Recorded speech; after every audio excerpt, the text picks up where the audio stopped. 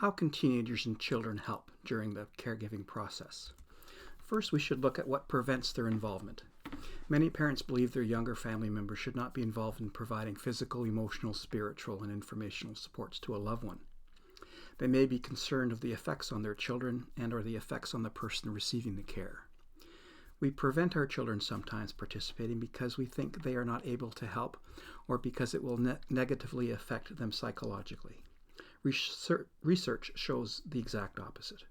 This is an opportunity for teenagers and younger children to learn the skills of caregiving, to learn the importance of nurturing relationships, and to deal with the good and the difficult times that caregiving can provide. These are wonderful opportunities for children to learn.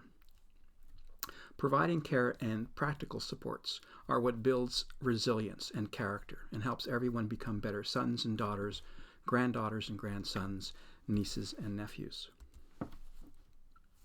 What also may prevent their involvement is that the parents, many of them boomers, and their children have little experience with these situations themselves, and so they feel ill-equipped to teach their children.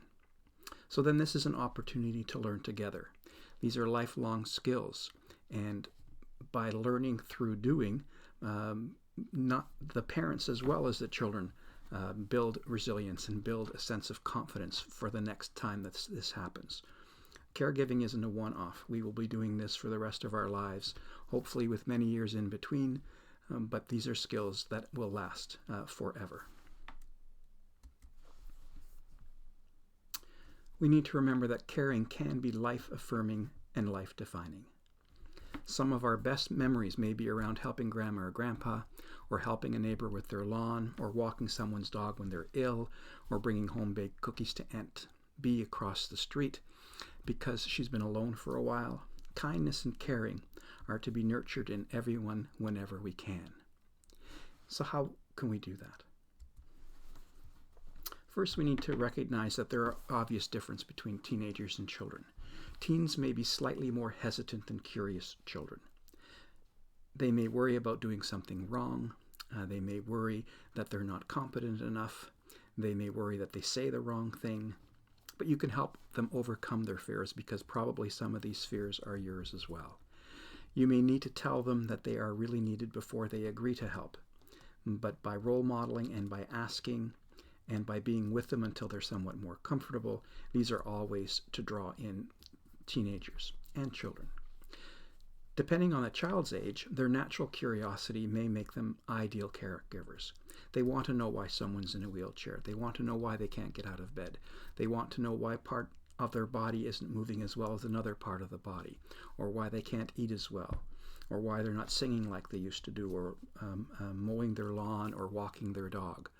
Whatever they need to enjoy the experience is worth trying. Let their natural curiosity take them through this process and help them to learn the practical things that they need to learn as well. Some specific tips for teens and children. Ask them how they might like to help. They may come up with a list of things like running errands, answering mail or emails, reading to someone, going out to invite friends or neighbors to visit, helping someone record their life stories, doing dishes, walking the dog, mowing the lawn, shoveling snow, doing grocery shopping. The list really is endless. Start with where the teens and the children are most comfortable. Some may want to provide physical care, and to the extent that the person is willing to accept this help, encourage such initiative. These really are lifelong skills. If the teen or the children can't think of many things, offer to do some things together with them so they have time with you while caring for someone else. That's a double bonus. In helping you help someone else, they might help run a bath, warm up towels in the dryer for after the bath shower, water the plants while you talk to the person over a cup of tea, whatever stretches your teen or children's comfort level and gives them an easy way to accomplish something. These are all excellent ways to build their confidence. Teens and children may be afraid of odors, cleaning up after someone who's been ill, and time away from their friends.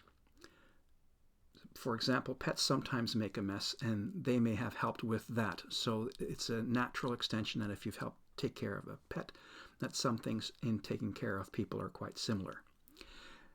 There's difference, of course, but similarities as well. Draw out on the similarities. Help them see that caring is an expression of love or respect or just neighborliness or kindness, just as it was with their pets. Another example is that the person may be cranky or upset, which can be unsettling for a teen or a child. Again, related to times when they were cranky and upset, and how things said in anger are often not true and really not meant to be hurtful. People who are sick aren't always at their best, and this is another time for the teen and the child to learn that about themselves and about others. Deal with each issue and help them relate the situation to something with which they are familiar, as we've just said. There are so many similarities in their own lives that you can draw on, and if you can't think of similarities, then ask the teen or child how what they've just experienced with the person they're helping is similar to something in their life. Unpleasantness may occur during a period of caregiving. And as much as they may not always enjoy all aspects of caregiving, in hindsight, they will recognize the invaluable gift they give to those they cared about and cared for. Some of our greatest lessons are learned during doing things that make us nervous or slightly frightened. This will be no different for some teens and children. Preventing them from care experiences, however, is not the solution. The solution is to prepare them as best as you can, be with them when you can, and answer all of their questions as honestly as possible. Teens and children don't typically like to study, wash dishes, take out the garbage, but these are part of building character, and so is caregiving. It's just one of a long list of things that they need to learn, and as they learn them, they will build their confidence in doing it even more comfortably the next time. Find ways to create new, loving memories for the teen and child while they provide care. If you are afraid of being near someone who is ill or recovering, then be honest. Let them know that you're going through this as well, and talk about your feelings and let them express theirs. Find ways for humor, laughter, and play to be part of the care experience.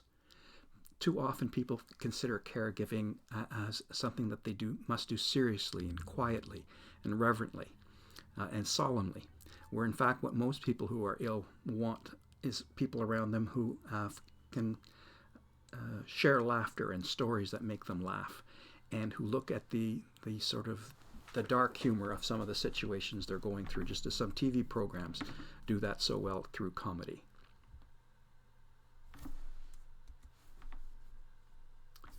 Make the initial caring experiences relatively short so they feel successful quickly.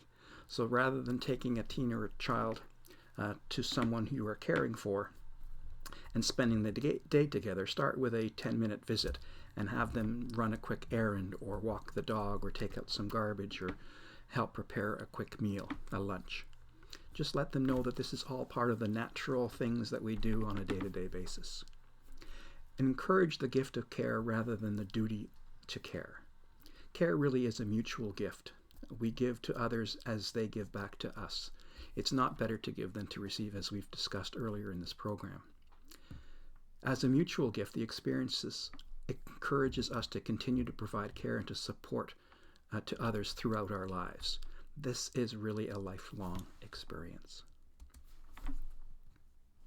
So in summary, for teenagers and children, try to avoid excluding youth. It is not a thing to avoid, but a thing to include and incorporate in a child's development.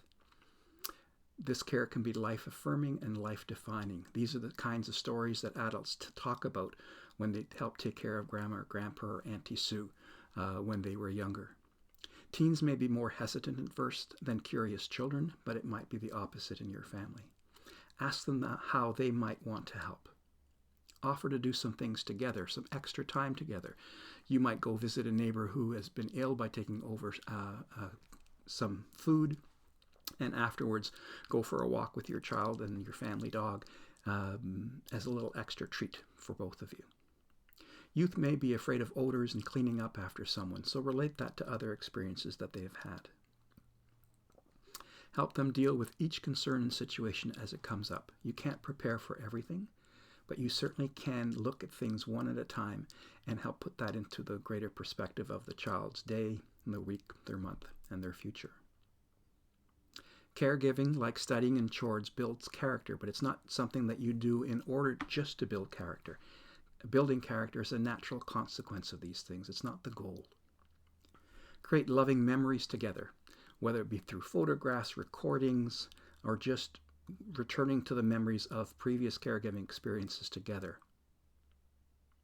Find ways to include humor, laughter, and play. We sometimes take the caregiving experience too solemnly. And people like laughter. It brings people together. Make initial caregiving experiences relatively short so that you build up on the confidence of the teenager and child over the caregiving process. And encourage the gift of care rather than the duty to care. It really is what life is about. It's how we build our best memories, holding a baby or holding the hand of a grandparent. They're all part of our life's experiences.